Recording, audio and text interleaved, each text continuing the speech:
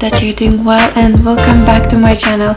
In today's video I will be talking about paper clutter and give you some tips and tricks on how to deal with it and how to store it so that no paper clutter will creep back into your house. I used to be a big paper clutter hoarder.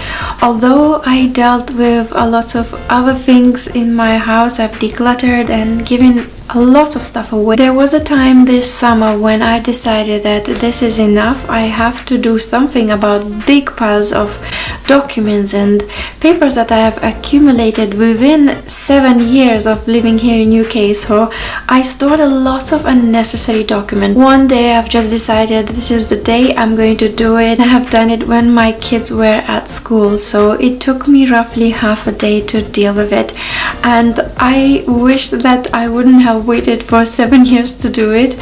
And I encourage you as well, think about all of the paperwork that you have at home, and perhaps you can also go through it and get rid of a lot of unnecessary things. There are a couple of tips that I want to give you. Be careful with the paperwork that you are decluttering, but we will be talking about it during the video. So the very first thing what I would ask you to do if you want to go on this journey with me, bring all of the paperwork in one pile. You can put it on your carpet, or you can put it on your bed, or on your dining table, wherever you have a big space where you can pile up your paperwork. And when I'm talking about paperwork, don't think about paperwork just as bills, bank statements, or any contracts that you have, insurance papers, payslips, etc. But also think about all the wrapping paper, all the boxes that you have, and things that are unused. I would like to suggest you to put your paperwork in 3 piles. So the first pile we will call action file. So you can put a post-it note or take a scrap paper and put action and put it on the side. Another pile that we will create is to store, and the third pile is to discard. So the very first pile for actioning, these will be the most recent papers. It could be such as your bills, your insurance. So another pile will be the pile of the documents that you want to store. Usually in paper decluttering videos or advice online, you are told to put that all paperwork to store just nicely organized. But I personally would divide it into 2 different piles, just because one pile is most likely to be never touched, and another pile you will be decluttering as time goes by, and I will tell you why. I'll give you an example what I've done with my papers. This is my first pile of papers, and these are the most important papers to me. This includes papers such as my university certificate, transcripts, my school transcripts, my health records, birth certificates of kids, my husband's education documents, our tenancy agreements, then work contracts, any reference letters. What I've done here, I have separated it with these dividers. So you can always fill the table of contents, but I never done it. I really don't need it. I never was bothered because I'm not having a big archive that I wouldn't know where is what. But if you are a tidy and neat person and you're very organized, you can do that. So why I suggest you put 2 files is that because in this pile you will keep all the papers that you will definitely need throughout the years. You will always need your university transcripts, and you will always need your birth certificates and things like that, so it will never change. Okay, you might top up this file as time goes by if you obtain more qualifications, or if you have done certain trainings, you can put your certificates in there. In this folder I've divided documents into my husband's, my kids, and my documents. folder contains all of our family documents, and it's not that much that I am actually keeping. I also make sure that documents in this file are kept in date order as well, so that's just easier for me to find anything that I need. In another file for the papers to keep, I have this folder.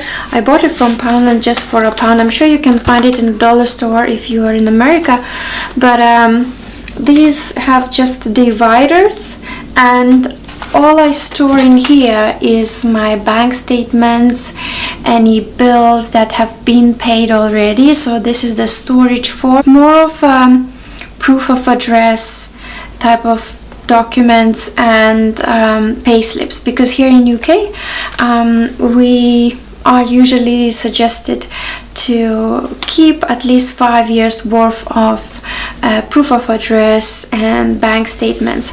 Now with the bank statements, what I would suggest is to just keep the front paper of your bank statement. I don't know how it is in the other countries, but at least in UK, at the very front page you get your name, your address, the date of the bank statement, how much money came in and how much money came out on that month. Okay, so that's all you need for proof of address. You don't have to keep the rest of the bank statement unless you run a small business from home, and if you need to keep that bank statement for tax purposes or things like that. I also keep some utility bills as proof of address. For papers that need action, I would suggest you have a 2-story or 2-drawer document organizer. I personally keep one pile of papers that needs to be actioned, and another pile is that is already actioned. And ideally you would like to get an approach where it's called the one touch approach. And this means that you have taken your paper, you've actioned it, and you filed it away in one of the black folders or in those pink folders, whether it's a bill or university transcript. But in reality, it doesn't always happen, right? We always pile up documents in the corridor, on top of the fridge, in the junk drawer, and especially when we have guests, all of those piles go together in the storage, in the spare room, and never to be seen. When you open the correspondence and letters, straight away take it out of the envelope and put the envelopes and the rest of the papers either to shred or just for recycling. I would suggest you that if you cannot deal with it there and then, at least make a calendar entry on your diary so you will know when it's a deadline to do it. I am not a big fan of digital paper filing systems. It's just because I don't have a good experience with technology, and technology is always changing, and I don't want my documents to be misplaced. I remember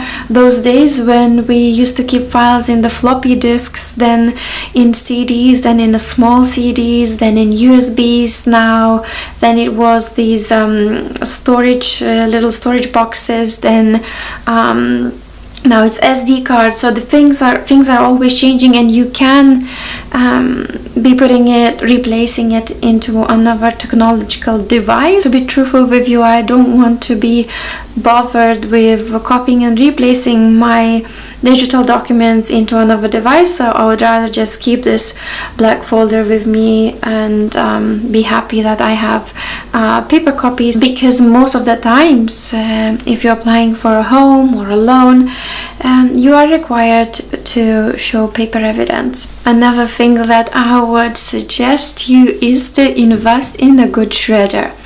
I bought my shredder. It's a VHS Smith shredder, and it costed me about £17, and I absolutely love it. Please have a look at what kind of shredder you are obtaining if you decide to buy it, because some shredders require you to fold A4 paper in half and then shred it, so they are quite small. Read the description if it can take A4 paper, and if it can take at least 3 to 5 papers at a time. For the shredding, another advice that I have: take a look at the paper. You don't have to shred the whole thing. You can just tear your name and address on it, or if you have any account details, that small paper, you can shred that piece and recycle the rest, because that doesn't have any of your personal details on it. Another tip for you when you're going through your papers is ask yourself some questions. Ask yourself if some papers like manuals for your camera or TV or fridge, are they current, and do you actually need it? Do you still have that device? Many manuals are available online because companies go green, and probably you don't really need to keep those documents. So think about it, if those documents that you decide to keep are really important and useful. I don't want to talk too much about incoming papers in this video. I think that this video will be too long otherwise, but if you want me to make a separate video on how to deal with incoming papers, do let me know and I will make it for you. Just one last advice is that I advise you to pay your bills as soon as you receive them. So if you don't have direct debits, if you still have paper bills coming to your home, just pay it straight away, or make a sort of a money day or bill paying day every month or every 2 weeks in your home. So let's say you know that Monday mornings or Friday mornings you're going to go through your bills and action it and pay it. So I hope that this video was useful for you. If you have any paper decluttering tips yourself, please share it with all of us. I would like to learn also, and I will see you in my next video soon. Bye bye for now.